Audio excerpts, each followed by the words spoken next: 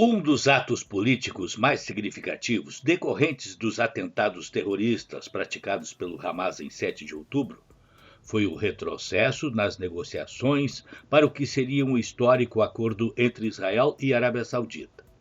E este retrocesso fica estampado pelas palavras escolhidas pelo regime saudita para condenar os bombardeios israelenses ao campo de refugiados de Jabalia, em Gaza. Para os sauditas, o ataque foi desumano e a ofensiva sobre a assediada Gaza um banho de sangue cometido pelas forças de ocupação israelenses. Tudo isso sob o ponto de vista saudita. Esta censura é a mais recente demonstração de um retrocesso que seguramente irá implicar numa demora na retomada das negociações.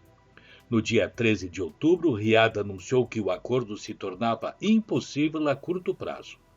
E isto ocorre menos de um mês depois de uma entrevista concedida pelo príncipe Mohammed bin Salman, no dia 20 de setembro, à Fox News, em que afirmou que o acordo estava a cada dia mais próximo. Apesar dos terríveis atentados praticados pelo Hamas, a ofensiva israelense, que já provocou a morte de mais de 9.000 civis palestinos, não deixou outra alternativa para o regime saudita, que trata de recuperar sua posição central no mundo islâmico em um momento de sofrimento muçulmano em Gaza, analisa no New York Times Christian Contes Ulrich, especialista em Oriente Médio do Instituto Baker da Universidade de Houston. O acordo com os sauditas seria a coroação dos chamados Acordos de Abraão, iniciativa do então presidente norte-americano Donald Trump, que já resultaram em tratados de Israel com Emirados Árabes Unidos, Bahrein, Marrocos e Sudão. Algo visto como capaz de promover uma cooperação para levar a um extraordinário crescimento no Oriente Médio e, ao mesmo tempo, firmar uma aliança entre países que têm um inimigo em comum, o Irã. Assim como Israel, as monarquias sunitas do Golfo Pérsico têm profundas divergências com o regime xiita dos ayatolás.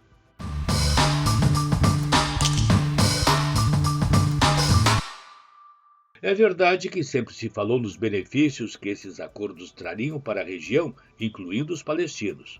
Porém, nunca se falou especificamente na constituição do Estado da Palestina, reivindicação histórica do pessoal que vive na faixa de Gaza e na Cisjordânia. Pois esta guerra está deixando mais claro do que nunca a necessidade de se trabalhar pela constituição de tal objetivo. Em primeiro lugar, é preciso salientar que ficou nítido que o Hamas não luta pela constituição de um Estado palestino, mas de um Estado fundamentalista islâmico. E isto passa, na visão do grupo, pela destruição de Israel. Assim, é preciso dar força para o Fatah, da Autoridade Palestina, estabelecido na Cisjordânia, que já declarou publicamente que aceita a existência de dois Estados, Israel e Palestina, convivendo com fronteiras definidas e seguras. Um passo importante nesse sentido foi dado nesta sexta-feira em Tel Aviv pelo secretário de Estado dos Estados Unidos, Antony Blinken.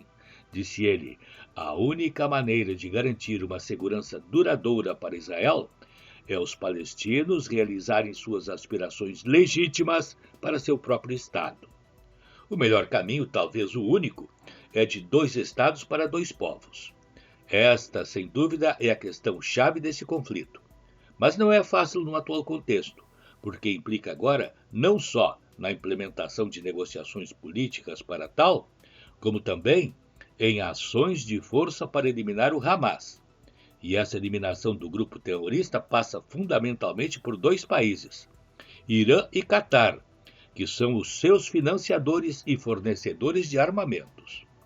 O apoio do Irã não surpreende, pois se trata de uma república fundamentalista islâmica plenamente identificada com os ideais do Hamas.